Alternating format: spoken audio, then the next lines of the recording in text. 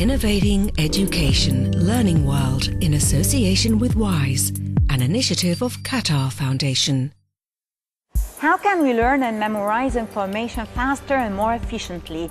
It is a million-dollar question that experts have been studying for years. Now we explore speed learning, a collection of methods that aim to get us learning and understanding quicker. One of the biggest challenges to learning is our ability to memorize data. But how does our memory work, and can we train it to be better? We find out in this report from the UK. Generally try to create logical links between different factors, write things down so I can try to inscribe it into my memory. I just write down what I need to learn, and then I memorize it, and then I reread it and rewrite it. For example, if I have formulas in maths, I try to write them in red. Or in history, if I have dates, I try to write them in green so I can just remember it. How can you improve your memory? Everybody uses different techniques. Michael Tipper is an expert on how the brain works and trains people in a speed learning method. As a student, Tipper thought he had a bad memory until he bought a memory course and went on to win the silver medal at the 1998 World Memory Championship. How can we improve our memory? Me, for example, I like to see things. If I'm taking new information, I'll draw a picture of it. I'll use mind mapping, which is a very visual-based tool. I need to see things. If you're going to give me directions to somewhere, if you tell them me, it'll go in one ear and out the other, and I won't remember it. But if you give me a map, I'll see the map, perfect for me. And when you take information and put it in images and in pictures and use emotion and use exaggeration, all the things that stand out when you're remembering things, by consciously doing that, you can remember things for much, much longer. Looking back, what was the problem with school? Lots of children sat down at desks, listening to the teacher tell them the information. And as far as the brain is concerned, it's boring. The brain switches off. It's not interesting at all. In the education system, we cram the brain in a way that it doesn't like. It's not suitable. It's not effective. Where with some creativity, with some imagination, with some fun, with some colour, with some visualization, with some activity-based stuff, you're starting to do it in the same way as the operating system of the mind.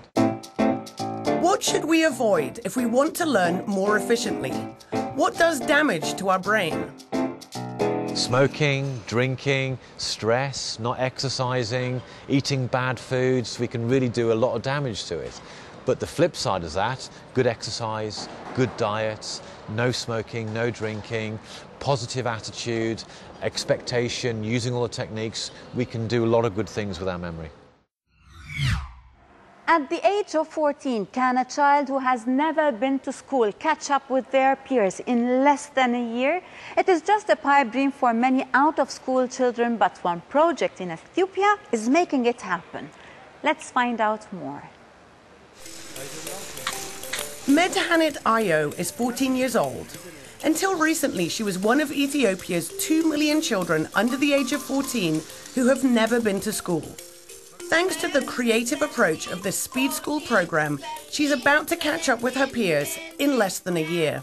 1, 2, 3, 4. Previously, I couldn't write or read my name. Now I can write and read anything. Previously, I could only count money in low numbers. Now I know basic maths very well. Good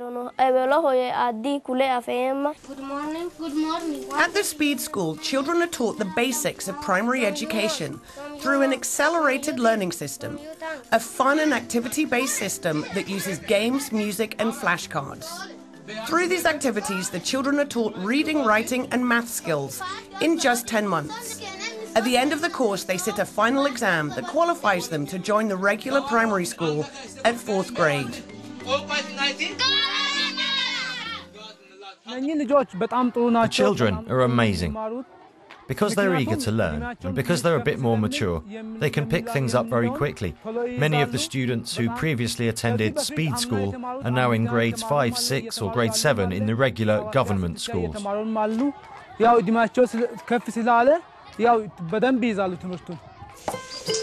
Even though primary and secondary education is free in Ethiopia, It costs around $10 a year for stationery and a school uniform. When parents find it difficult to pay, they often decide not to send their child to school. Medhanet's mother knows how it feels to be uneducated. I am an illiterate person. I can't read or write. I can't even write my name. I wouldn't want to see my child become like me. I want her to change herself through education, and I hope she will do well in her studies. I don't want her to become like me. Since its establishment in 2011, the Speed School project has integrated about 70,000 out-of-school children into the regular education system in 3 regional states of Ethiopia. But once these students are back at school, how can we guarantee that they won't drop out if their parents again can't afford to pay for their materials? In order to address this problem, our organization helped mothers to establish their own saving and credit association, and it provides seed money. So this enables mothers to start their own small business and support their children to continue his or her education in the coming academic year.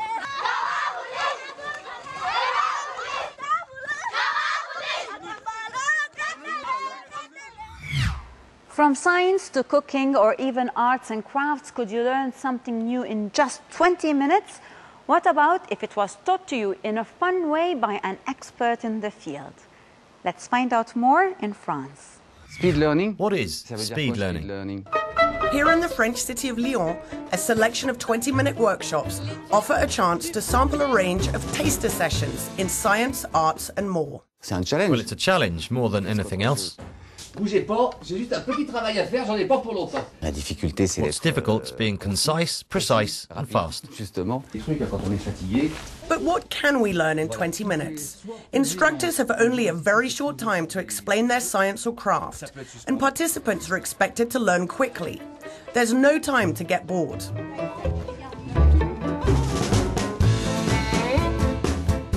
20 minutes is nothing. It's just an introduction and an invitation to go further.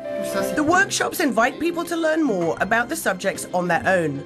At this short session, younger participants discover that knowledge can provide some surprising and tasty results. I would call it speed sharing, because it's more about sharing and exchanging than learning. It can open doors, reveal vocations and make some people aware that plumbing's not just a do-it-yourself thing. Above all, it's about instilling the desire to learn more. You put your RoboCop disguise on and you're ready to work. There's a lot of practical knowledge to be gained here, but there's no pressure to become an expert. Just sit back and think. Practical knowledge is just as valuable as theoretical knowledge, and both can be shared in a free and relaxed way. At this learning fair, knowledge is never far away, and young teachers are ready to hand over the baton to even younger generations. I think the best way to understand something is to dive in head first. So come and take a look, come and conduct, come and make music with us, and then we'll talk about it. Just watch, a star is about to be born. The conductor's baton turns into a magic wand that stretches time and transforms a few seconds into a glimpse of eternity. This learning event brings together organisers, instructors and participants, all of them eager to share the spirit of learning. There are a lot of people with new ideas, commitment, and the sort of energy that can transform our society.